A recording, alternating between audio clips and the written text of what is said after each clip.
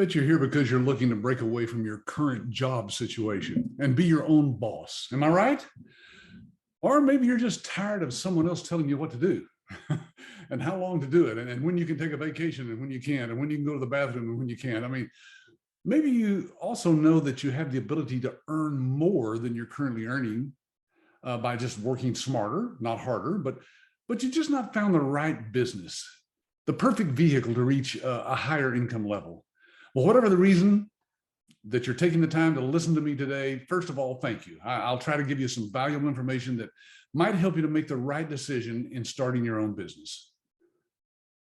Hi, my name is Patrick Phillips, and I'm the right person to listen to for the next hour or so, along with my guest, Dr. Vicki Rackner. I've changed the lives of hundreds of people from every possible background and educational status.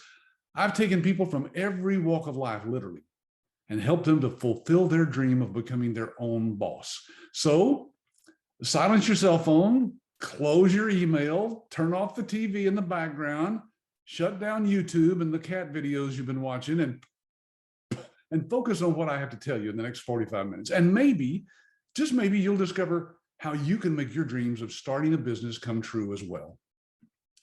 Maybe you want to travel while you can still enjoy it. Maybe you want to retire earlier than you had planned. Or maybe you wanted to put your children through college or help some of your loved ones financially.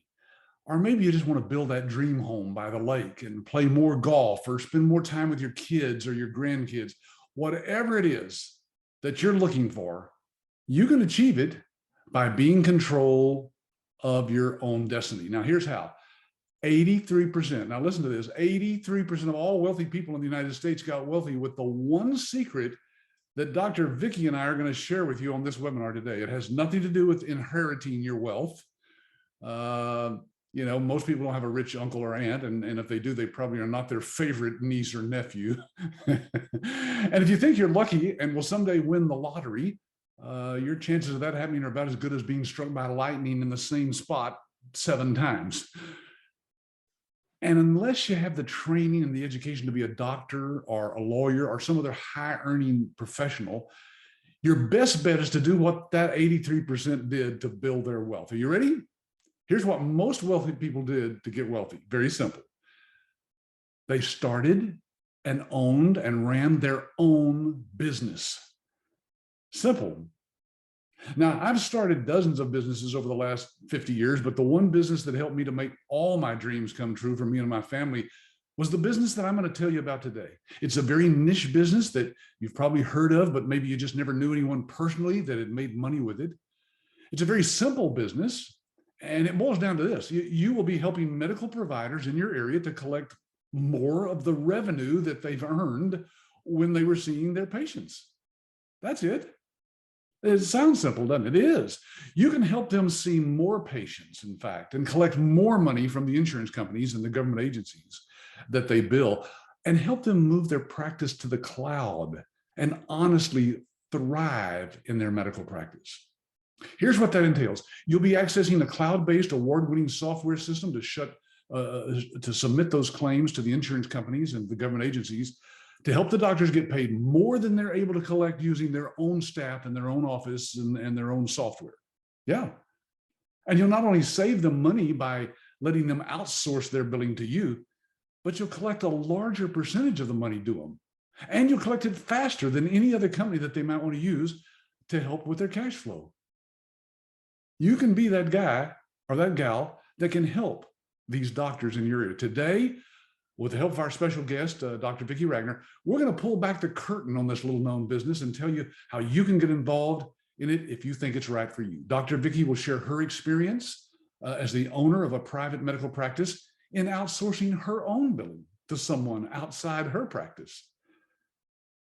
Now, I'll tell you right now, right up front, this is not for everyone, because not everyone can follow directions or want to follow a system laid out for them. Not everyone can figure out how to market something like this to doctors. And not everyone wants to be involved in the healthcare industry. I understand that. But for those who followed my instructions and followed our system that we've developed over the past 28 years, these are the people, the entrepreneurs that have gone through our proven training program and become certified medical revenue managers. And they've built businesses that can bring them all they want out of life. Now, I just hope that you're one of those people after you hear what Dr. Vicki and I have to share with you today. Now, let me introduce myself, and then I'll introduce our guest and see if we can give you some valuable insights, from a doctor's viewpoint as to why this is viable and profitable and a simple business to start in today's economy. All right, so we've called it today How to Connect with Doctors. It's much more than that, but since Dr. Vicki specializes in that, I thought I would start with that. However, I mentioned it was a cloud-based system. This means, folks, that you can connect with any computer that has an internet browser, any device that connects to the internet. And we have other services that you can offer to doctors, by the way. They're all optional. That is, on your part, you don't have to offer them, but they're all included in our training and our package, we call it, our licensing package. And we go into those in detail on our website and in some of our other webinars. Now, for those of you who've not been on one of these webinars, I want to tell you that basically, my name is Patrick Phillips. I'm an author. You can go out to Amazon or your local bookstores and find some of the books that you see here on the screen. We'll talk about a couple of these today. I'm also on the editorial board of Billing and Coding Advantage magazine. It's a print magazine. There's over 40,000 subscribers, and my articles are in most of the issues of that magazine. Now let me introduce today's guest, Dr. Vicki Rackner. Dr. Rackner graduated from the Washington School of Medical Medicine, and she has also taught there as well and helped other doctors to prosper and learn how to be a doctor. She is a fellow of the American College of Surgeons, and she's an author of many, many books herself. Many of these you'll find out there on Amazon and on her websites as well. She's also been interviewed and written articles for many of the publications and shows that you see here, TV shows and computer internet shows. And she's also contributed to many, many of the medical publications that are out there in today's world, because doctors know who she is and respect her and want to hear more about her. She's also started her own business, as I said many years ago, that's called Engaging Doctors. This is the one that she actually helps doctors. And that's why I engaged with her a few years back to help you, if you get involved in this business, to engage with doctors as well. Okay, so anyway, she's also the co-founder of the Medical Revenue Management Association of America. And so let's see if we can get her to join us by webcam today from her office. Hey, Dr. Vicki, how are you doing? Hey, Patrick, it's such a delight to be here. I'm doing great, thanks. Glad to have you. Well, look, I thought I'd start today by just letting you kind of introduce yourself, tell your background, why you got out of surgery and into the business of helping doctors to thrive. All righty. So I was actually in a graduate program in physics when one day I fainted on my way to the bathroom. I was bleeding internally, and by the time the surgeons got into my belly, about half of my blood volume was in my pelvis. So I thought, this is the end. And I was so grateful to be alive that I just knew I was going to be a doctor, save other people's lives like my own had been saved. Not surprisingly, I became a surgeon. I went into private practice in Seattle and quickly evolved into a breast cancer surgeon. And things were going fine. I'm not going to tell the story about my outsourced billing right now, but we'll get back to it. But around 1999, 2000, I decided to make a career shift. I decided that I was going to launch a business helping doctors and patients collaborate more effectively to get better outcomes. And I thought, I am just going to do great with this. But I struggled and struggled and struggled. I've invested in courses and mentors. I once calculated I've spent about as much in my sales and marketing training that I literally spent in medical school. And I remember going over to Europe to speak. I went to plug in my laptop, and you can't do that because Europe is wired differently than the US. Yeah, I found that out too. Yeah. Yeah. So I just, I said, that is it. I, as a doctor, am wired differently than business-minded people. And I need to create this adapter, this bridge between the world of business and the world of medicine. And once I did that, my results transformed. So my secret sauce is characterizing the differences between the world of business, which is what ABS licensees run, right? And the world of medicine, my native world. So this bridge goes two ways. So for over a decade, I've been helping people build relationships with doctors by crossing the bridge. And I believe that working with doctors follows neither the B2B model nor B2C model. I call B2D, building business relationships with doctors. And I lay out exactly what that means. But now I'm also helping doctors cross over the bridge the other way so that they are running their practices more like a business. Because here's the deal, this COVID pandemic has really changed things. And I just want to show a little slide. So I was taking my dog for a walk. A windstorm had blown through, and I saw something I've never seen before. The wind blew the dock from its mooring, like literally. It was out Oh, there in really? It the just lake. completely disconnected from the land? Absolutely. And Wow. I thought to myself, what a perfect metaphor for how doctors have responded to the COVID pandemic. Like this thing swept through.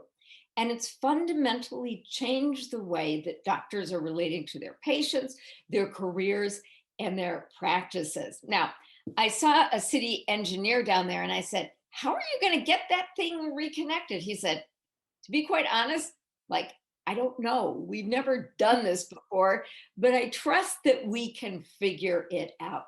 And doctors want to get back to the mooring, right? They want to get back to taking care of patients, earning income, taking care of their families, and making their dreams come true. And a lot of times it's the ABS licensee that helps make that reconnection now. Hey, by the way, thank you for that interesting connection there. But you use the term licensee, and I've used that too. People who are on these webinars know that we license our entire system to people. So it's like a franchise. We use franchise. I mean, licensee instead of franchisee. But they're also referred to as business owners because they are actually owning their own business. They start their own business. We show them how to set it up, how to name it, get their business cards. We provide them a website. I mean, it's a complete package. But for the people that are on here today, by the way, we've got a lot of folks here. I'm just going to name a few that I see here that got here pretty early. Deanna's here, Ellie, Jamal, Lourdes, Nancy is here, Sam, Saritha, Shirley, Winton. All you folks, go over there and find down at the bottom of your screen there, if you hover your mouse over, you'll see a Q&A icon. And in that Q&A box, I have it open here on my screen. I'll see anything that you type in there. You can use that to communicate with me about anything or ask questions directly to Dr. Vicki. So, Dr. Vicki, let me ask you, why do doctors struggle with the business side of their practice? Why are they such, everybody I talk to that's worked for a doctor say that they're the worst business people in the world. Yes. So this is exactly why doctors need this kind of help. I told you that I characterize the differences between, well, people that I call suits and white coats. So the suits are the business-minded people, and the white coats are clinicians like myself. Now, everyone wants to be successful, but the metrics by which success is measured is different. Like, Patrick, I know you have a full commitment to helping people who build these businesses to be profitable, because in the end, profitability is the measure of success. I know that you really loved it when you get calls from people who say, I am doing great. Business is up by 30% this year. Okay, if a doctor went into the doctor's dining room or the surgeon's lounge and said, things are great, my revenue is up 30%, that doctor would be sent to the psychiatrist. That is simply not how doctors talk or think. For us, our metric for success is the impact that we've made. It's the number of patients that we've treated, the outcomes of those patients. Now, of course, profitability and service delivering value are connected. But for doctors, the primary metric are patient outcomes. It's serving people. And part of becoming a doctor is learning how to conduct yourself in the world. When I was going through medical school, we were guided by the ethic that the care a patient gets shouldn't be connected with the patient's ability to pay. So we were just basically taught to ignore money. And, when my patients would ask me, well, how much will this operation be? It's sort of like, I don't know. Truly, because I didn't want to think about that. I wanted to be blind to money. Well, Sure. if you're blind to money as you're taking care of patients, that may well mean that you're also blind to money when it comes to running your practice or building wealth. And I don't know what people here believe about doctors and their incomes, but you might be shocked to hear that year after year, about half of doctors report they're behind in retirement planning. Like they don't know when they're going to be able to retire. I've spoken with lots and lots of doctors about their relationship with money. And I've summarized my findings in these 3 books. And Patrick, can we upload handouts here in Zoom? I don't think I can. I don't know. But I can get one of those. All right. Is that what you want to do? Give one of these books away? I would love to give away the myth of the rich doctor. Let's start there. So Yeah, this sure. will show you all about doctors and their relationship with money. Um, there's a widely held belief that like all doctors are rich. Just take a look at that parking lot, and see what doctors drive, see Yeah. where they live. But the truth is that there are a lot of doctors who are struggling. They may put on the pretense of being very, very successful, but I can tell you that I'm a fellow of the American College of Surgeons. During the COVID pandemic, the college delivered a webinar that blew me away. Economic survival strategies for the COVID world, because there were Oh, surgeons who were thinking that they were going to have to file for bankruptcy during the COVID pandemic. So the financial truth for doctors might be very, very different than what you might expect. And it's gotten worse during the COVID pandemic. And let me explain why. You remember during the early parts of the pandemic, we were all socially distant, right? The reason that we did that was we wanted to make sure that the demand for healthcare resources did not exceed the supply. And this is primarily a lung problem, right? So patients needed to be on ventilators. Well, every time I operated on a breast cancer patient, she was on a ventilator. And so hospitals and clinics decided, you know what? Let's just call off these elective cases and let's just devote all of our resources to taking care of COVID patients. Well, these elective cases are the engines that drive profitability of hospitals and individual physicians. So the Mayo Clinic, the single largest employer in the state of Minnesota, was projecting a $3 billion shortfall in wow. 2020. So there were across the board pay cuts. People were laid off, and no doctor ever imagined that they would be laid off or their income would be anything less than more than they made last year. So we physicians didn't have the skills and tools to deal with it. So this is really a challenge. Fortunately, things are recovering. Every year, Medscape does a physician compensation report.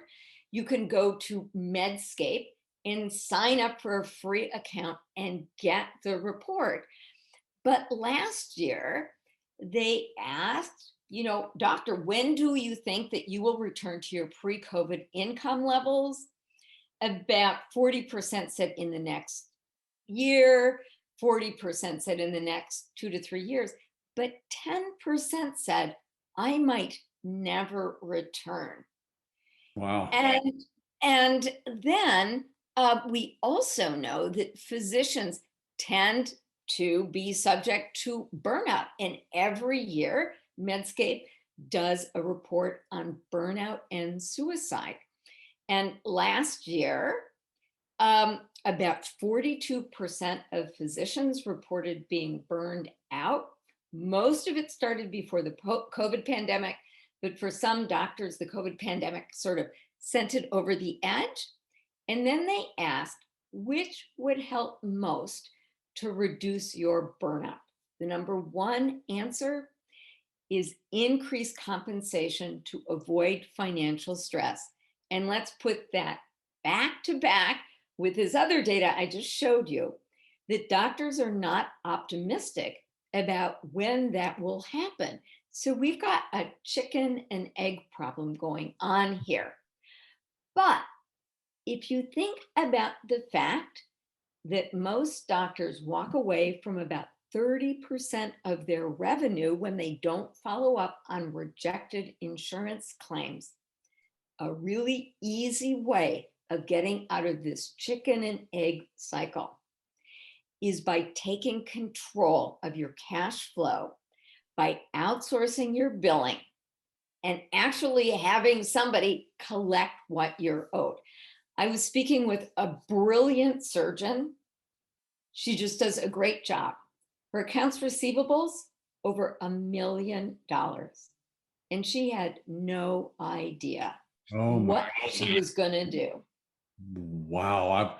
I've heard some high numbers, but $1 million, that's just like money that's laying on the table. It is, but she doesn't know how to get it.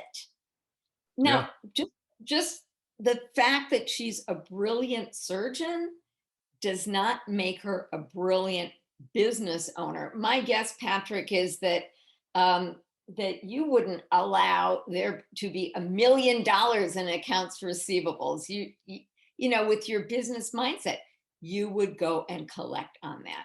Yeah. So I know as a doctor, patient care was my number one priority. I just trusted that if I did a good job, the money would come.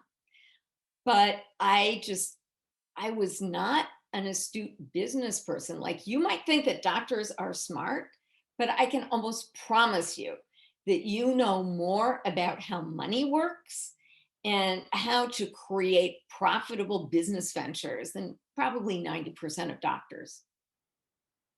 Well, they're not trained.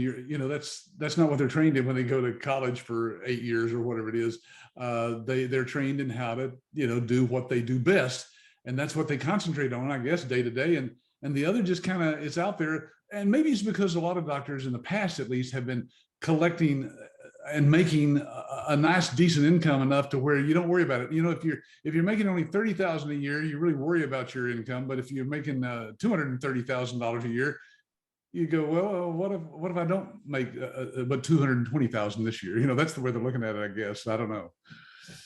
Yes, and those highest earners, the surgeons, the people who do invasive procedures, a lot of them saw a reduction of income of about 90%.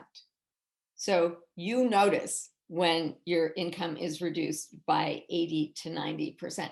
The generation before me, I mean, you couldn't help but build extraordinary wealth. I mean, that was just given. But things changed. And, there's a lot of doctors who get involved with these dumb doctor deals. Wealth is not assured anymore among physicians. There are a number of physicians that are struggling. But the thing is that with the right help, they can thrive. And when people help them with their billing, it's a win-win situation. Because now when money is collected, the people who collect it get a percentage of that money.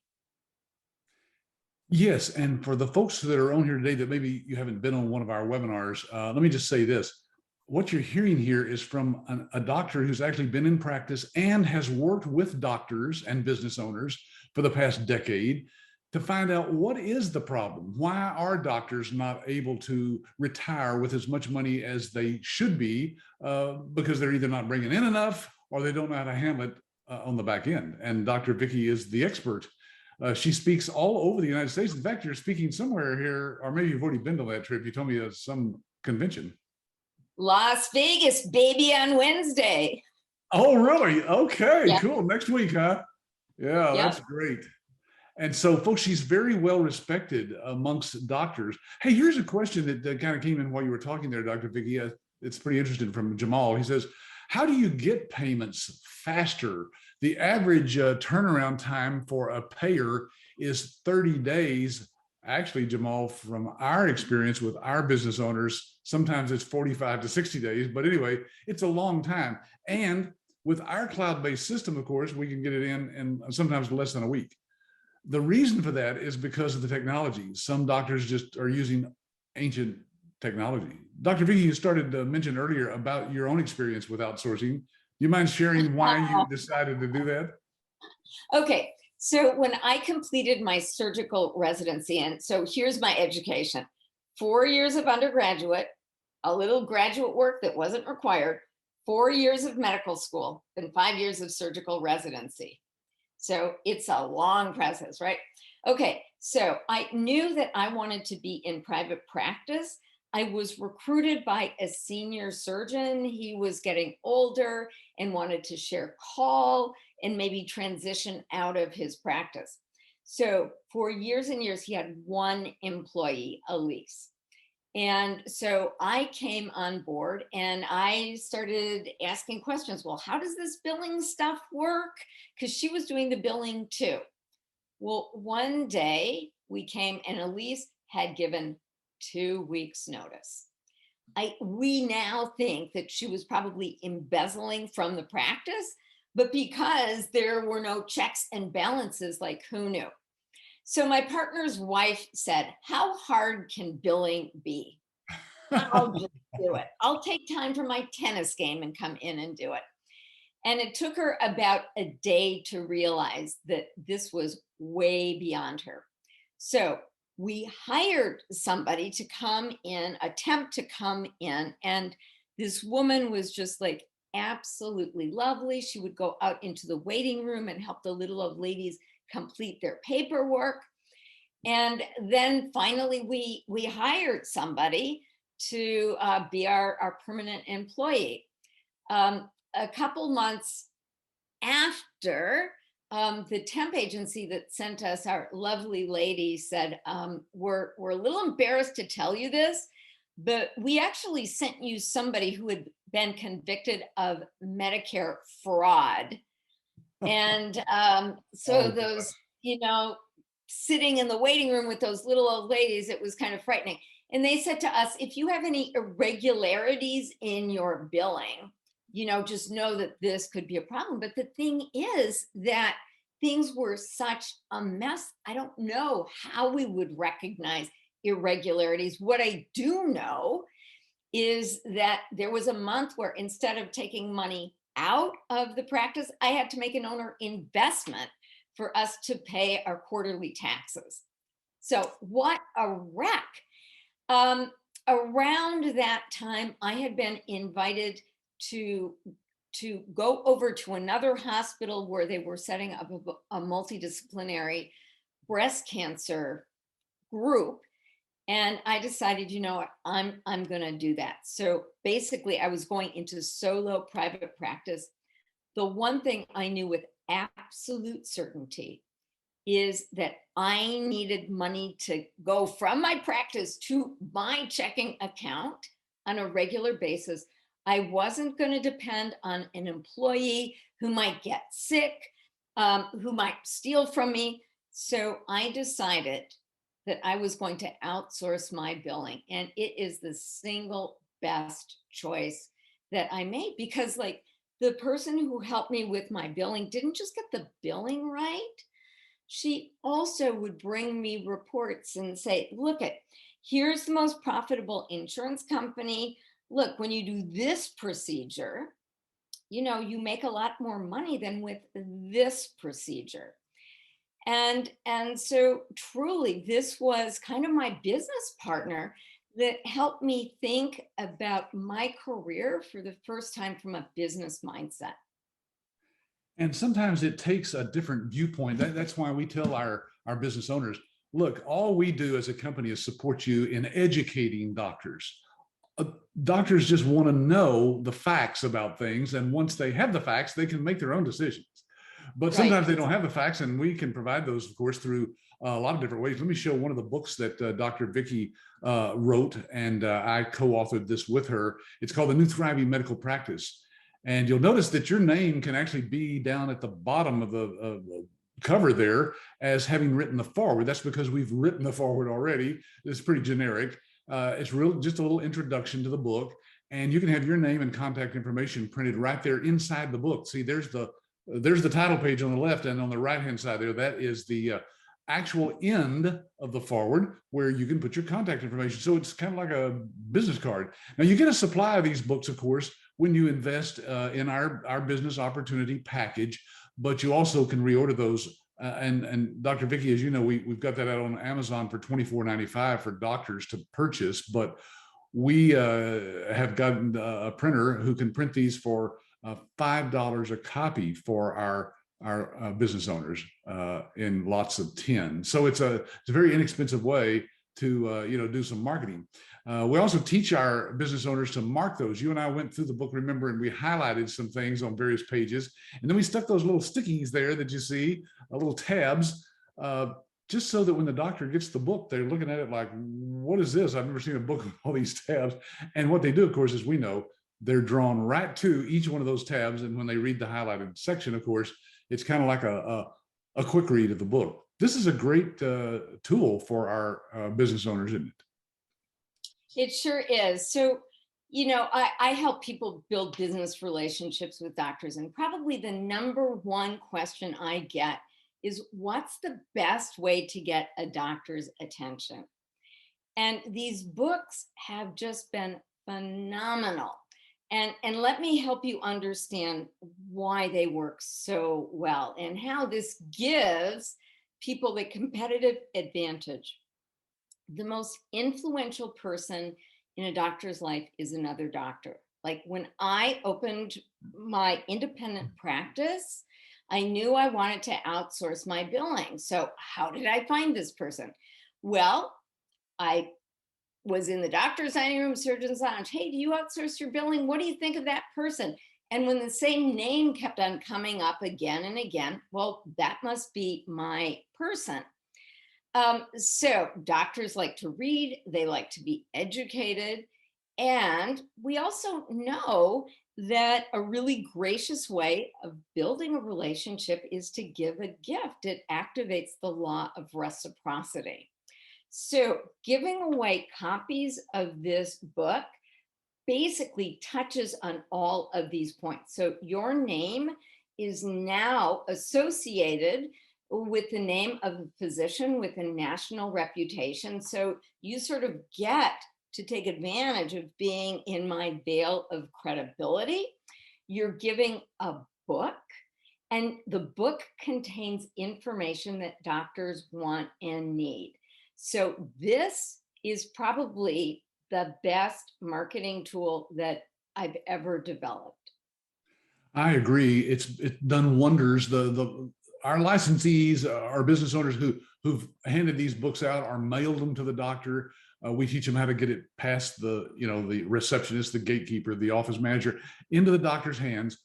When they get this and they look at those little tabs and they read some things, sometimes they'll immediately pick up the phone and just call the licensee there at the bottom and say, hey, I just read your book and I'd like to talk to you about this. I may have some of the problems you're pointing out here in the book. So it really does work. And they really do sign up with our folks once they've talked with our licensees. As you know, we teach them to go in and do a practice analysis to find out what's really going on in the practice. It's 2 or 3 dozen questions that really dig down deep into what's really happening here in this.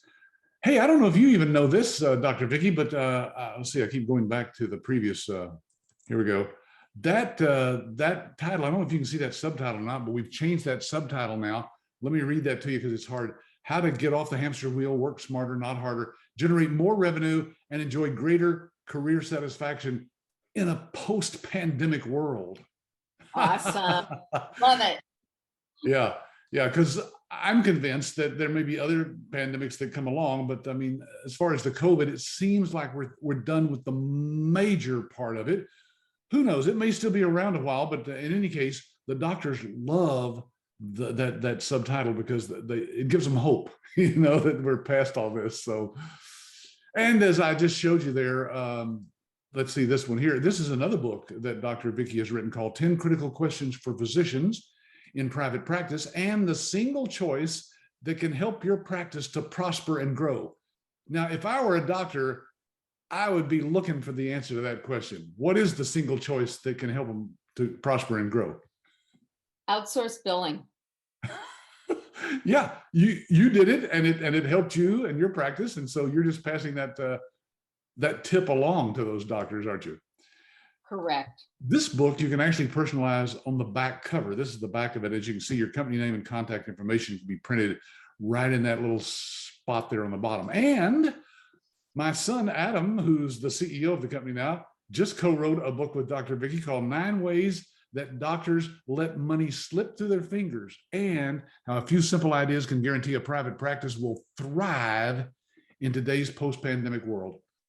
I love this thought that doctors know, probably inherently, they know they're letting money slip through their fingers. They just don't know how and how to stop it. Correct. And so the book is based on my interviewing hundreds of doctors, and you see certain themes come up. I've made every one of the 9 mistakes, so I don't pretend to be a financial advisor. But what I can do is say, look, here are the trends that I'm seeing, and there are some pretty simple solutions. Ellie has a great question here, and I probably could answer this, but I thought I'd ask this while you're on here to see your thoughts on this, Dr. Vicki. How do you convince an established doctor office to switch to, the ABS system? In other words, to let them start using our system and doing the billing for them. What if they decided to not use the ABS system? Will you still be able to help the office with their medical billing? Well, the answer to that is simple. Yes, you can. We've taught our licensees how they can go in and learn just about any platform that's out there. I mean, billing is billing, software is software. It's not brain surgery or breast surgery.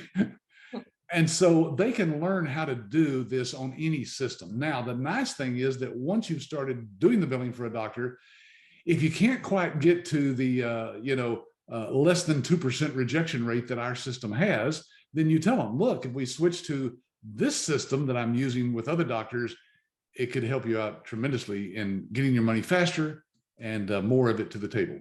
So I hope I answered that for you, Ellie, as good as I could there.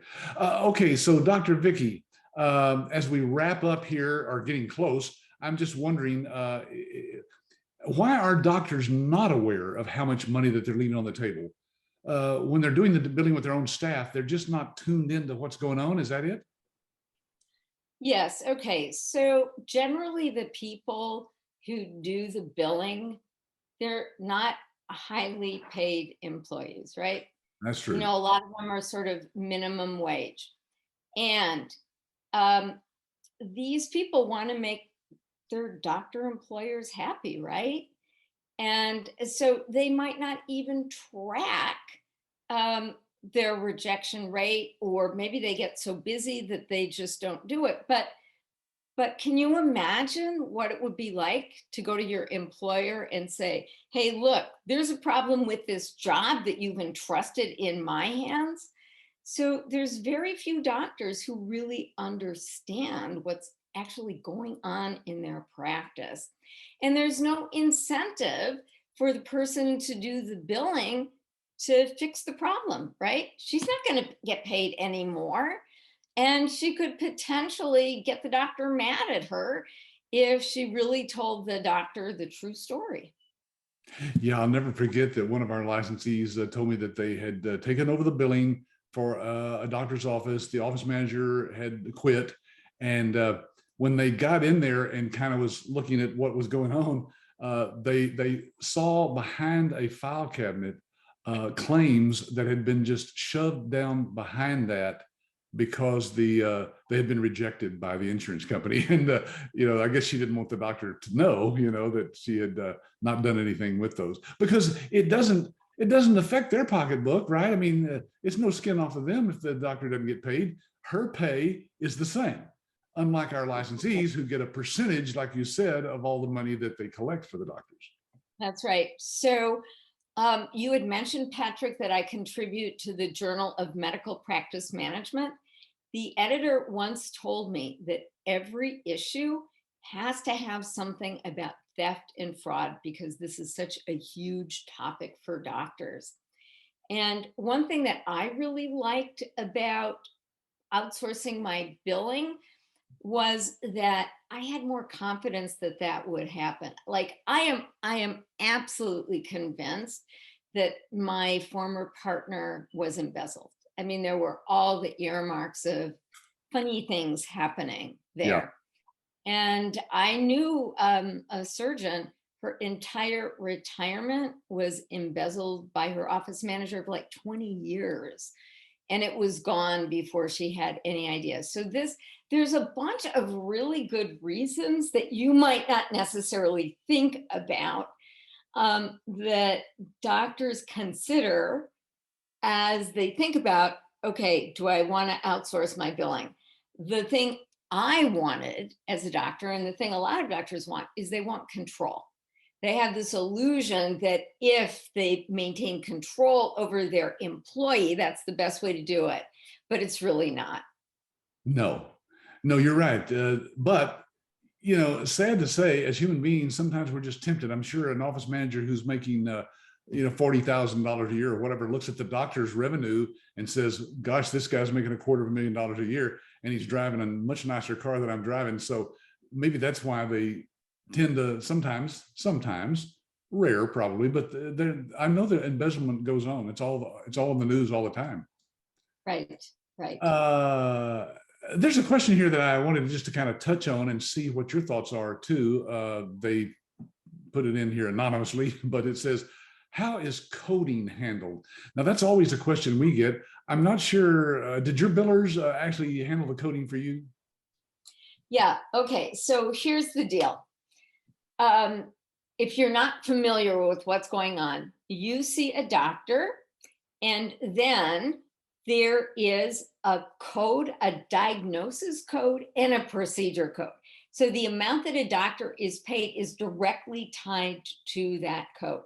So when I saw breast cancer patients, there were 3 levels of the initial consult. There was a limited, a sort of a medium, and then a comprehensive. And I got paid more for the comprehensive, the big one, the daddy consultation. Um, but the thing is that if you overcode, you could potentially be investigated as somebody who's perpetrating Medicare or insurance fraud. And so there's always guidance about the right code to use. You don't want to undercode, you don't want to overcode, you want to do it just right. And one thing I liked about having somebody who dealt with other doctors is she could say, well, look, your coding is right in there. it's within the pack. You're not overcoding, you're not undercoding. And what that meant is that there was less of a chance that I was going to get audited, which of course every doctor is really scared about. I mean, think about getting audited by the IRS. You know, if you're audited for your billing in your practice, you're basically assumed guilty until you prove yourself innocent. And that's really tough to do. So, I mean, there are all sorts of reasons that doctors decide that they're gonna pull the trigger and outsource their billing, but decreasing the risk of an audit was a huge one for me. Yeah, and I threw this back up there. This slide shows some of the services that our licensees can offer. For example, that one right there on the bottom right, Code Right, is a service where we have certified medical coders who've been trained to look at the codes and see whether they're proper, whether they're accurate or not. They can't be a code that overbills the government. It can't be underbilling or you're leaving money on the table for the doctor. So it's very important. And that's a service that you, as one of our business owners, can offer to any doctor now without having to go through any code training at all. Jamal says, I'm the one that asked that question. Sorry, he didn't mean to ask it. Anonymous. But there's also their audit guard. You see that one up there in the upper right-hand corner. Audit guard protects the doctor from being audited by Medicare and being surprised by that audit. We get them prepared for that audit so that they have documentation to show Medicare that, yes, I have been using an outsourced billing company that helps me with all this. And, you know, we keep on top of the codes to make sure that we're not overbilling. That's all they're concerned about, is that you're not overbilling. Yeah. Dr. Vicki, I'm sorry, I interrupted you earlier about when you were in the middle of your slides. Did you have other things you wanted to share? We still have some time. Oh, I just wanted to say that part of the Affordable Care Act legislation was a truth and transparency law. So for the first time, the amount of money that Medicare paid to individual physicians was disclosed. And there were some real outliers. So how did the government decide that they were going to deal with this? They basically released like these bounty hunters. So if these bounty hunters could identify a doctor that perpetrated Medicare fraud, they would get a percentage of the amount of money that they could recover from that doctor. So there's been like a whole lot of craziness. And I don't know, like I would never do my own taxes, right? Because it's too important. There's too much expertise. There's so much on the line. And if you are generating, you know, $1 million in revenue, or you're billing for $1 million, like that's a lot of money. And I think that most doctors would agree that they want a job that's critical in the hands of an expert.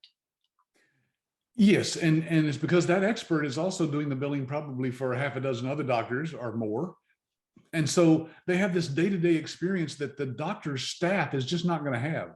They're just not going to get the experience of doing billing and having all these different situations that come up that a dedicated medical biller would.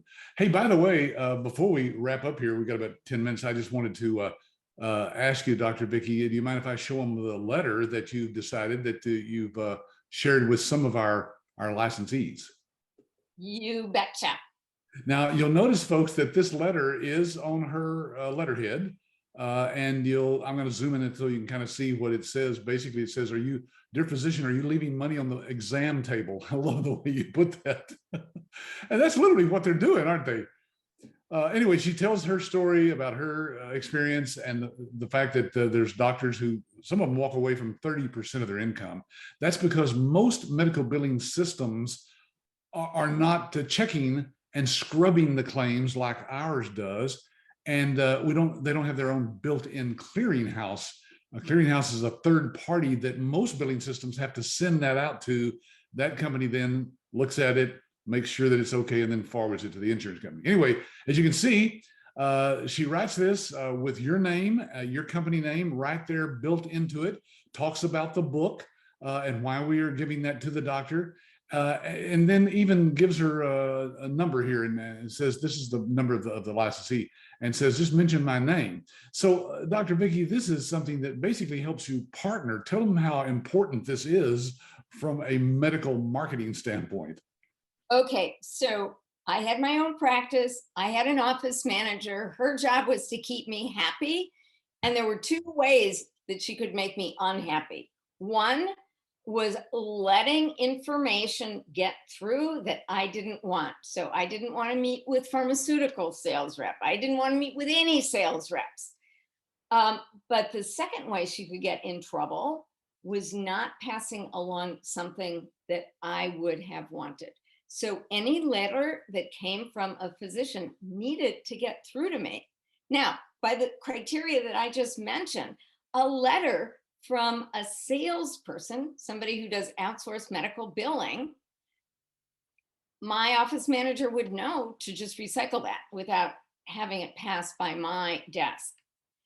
But she would never consider screening out something from another physician. So that was the thought behind suggesting that we make this kind of letter available. So I do want to say just one thing, and that is that I've started an awful lot of businesses. I've worked with a lot of people, and you might have figured out that there are a lot of people who don't really do the things that they say they're going to do, like really smart salespeople who will sell me on, a $10,000 product or service with lots and lots of promises, and then they just don't deliver. One of the reasons that it brings me such joy to work with Patrick and Adam Phillip these are the real deal. They are really dedicated to the success of the people who are kind of part of their family. Patrick is constantly looking for new ways to help people be even more successful. And, he's there every week delivering more content, delivering ideas. And Patrick, it's just been such an honor to work with you and to see your dedication to the success of others. Thank you. I will send you those tickets to Disney World. I promise. No, Hamilton. Remember, we agreed on Hamilton. Oh, Hamilton. That's right. Tickets to Hamilton. Well, Dr. Vicki, I've got to wrap up here. I got a few more things I'm going to share here with people, but thank you so much. Already getting comments here from people. Winton says, great info. So thank you for sharing your time and your knowledge, your insight into this with us today. I appreciate that so much. My great pleasure. All right. Good luck, everyone. Bye-bye. Bye-bye. Now, folks, there's not many companies out there that you'll find offers a money-back guarantee. In fact, most of them will just say, you know what, too bad. You bought our business opportunity or our franchise, and you think you don't like it now a week later or a month later. And so too bad, all sales are final. Well, I decided a few years back not to do that. In fact, we are the only company that I know of in this industry, in any franchise or business opportunity licensing situation, that has a risk-free 100% guaranteed money back. That means within the first 30 days, if there's anything you don't like about the business, maybe you just don't like the way I look, or the way we talk, or your instructor, or our materials, or anything about the business that just, that's not what I thought it was. Just ask for your money back, folks, and we will give that back to you. Now, we have done that. I know it's hard to believe. Over the past 28 years, we've only had a handful of people that asked for their money back, but hey, it happens. Life happens. Different situations came up. And so just want you to know that you have that assurance. If you're looking at investing and getting into this business with any other company that does not have a guarantee, ask them why. Oh, I got some great questions here coming up that I didn't even think about addressing in this webinar, folks. And we do these webinars every Wednesday and have for the last 10 years. So I forget sometimes what I've talked about and what I haven't talked about. And one of the things that Shirley's asking is, how much is the program? Shirley, this is like a franchise fee that you would pay if you opened up a Subway sandwich shop or something, which is like, I don't know, it's $80,000. This investment for our complete training, lifetime support, access to all of our marketing materials, and a huge one-on-one training program that we have for our people is $29,000. So get back with the person who sent you the email to this, and they'll give you some ideas about that. And I'll show you here also that you get, when you graduate, you become a certified medical revenue manager. That is basically your certification that you can do this for doctors. Okay, so let me just quickly say that if you haven't gotten our research guide, we have about a 65-page guide that has information that's not found on our website. You must ask for this specifically from your ABS rep. And there's the phone numbers right there and the email right on the screen. If you're not sure who that person is, just ask us. There's what it looks like. Lots of good proprietary information that we just don't share with people that are just kind of, looky-loos browsing on the internet. Also, we have a YouTube channel that has literally over 150 or so videos that you can go watch, past webinars. It's at youtube.com and then /YABS. I'll summarize this at the end, leave all this on the screen, and you can take a screenshot of it. Anyway, there is the screenshot of our channel on YouTube, and there's lots and lots of good information and interviews with people who are in this business who are very successful. Then ask for the reference list that we have. We have an owner's reference list. That's people who've been through our training and started their business, and they're willing to take phone calls from people like yourself. They're from coast to coast. These are some of the people that are on that list. You're welcome to call and ask your ABS rep for that list as well. Then if you haven't seen a demo of our system, I encourage you to do that, because you'll be blown away by how advanced it is over other companies who have just plain old software, that comes on a DVD or a CD. I don't even have a CD player here from my Mac computer. I don't think that they've actually put one in their computers for the last 10 years or so.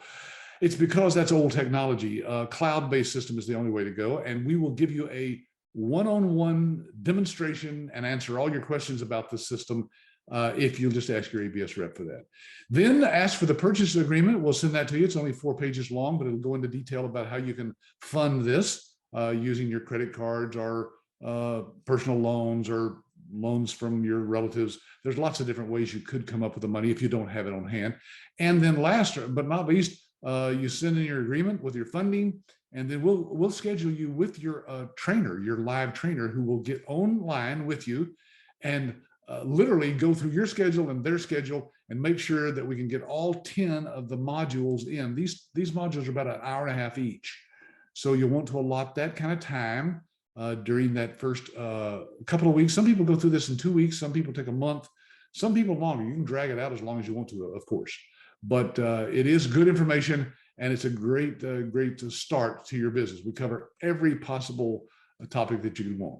Well, there's the summary. I'll leave it on the screen here as I wrap up, folks. I hope this information has been helpful to you in trying to decide if this is the right business for you and your family. Remember, we've trained hundreds of people all over the United States and have tons of testimonials and references for you to call and ask those people if all we say is true.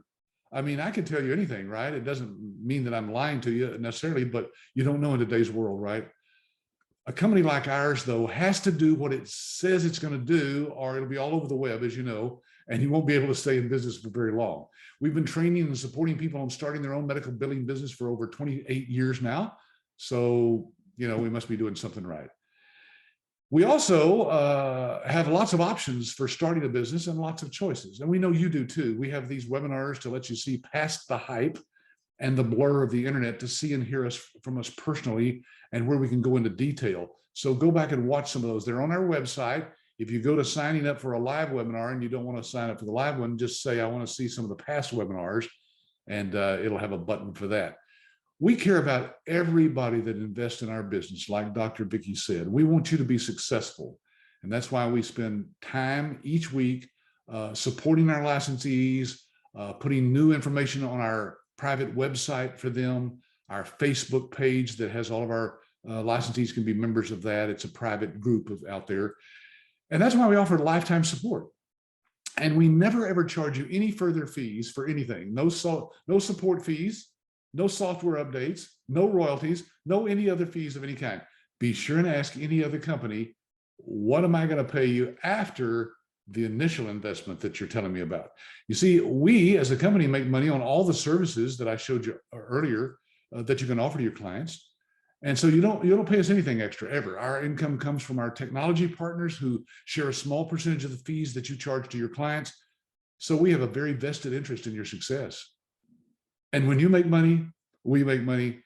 And that's the key to long-term success of our licensees and of us as a company. So folks, again, if you're sincerely interested in changing your life, making your dreams of business ownership come true, please continue to attend these webinars, do your due diligence, ask questions. We have nothing to sell you but success and your dream of owning your own business. And we do these webinars every week, and we try to give new information on our business model and how you can make money offering revenue management services to physicians.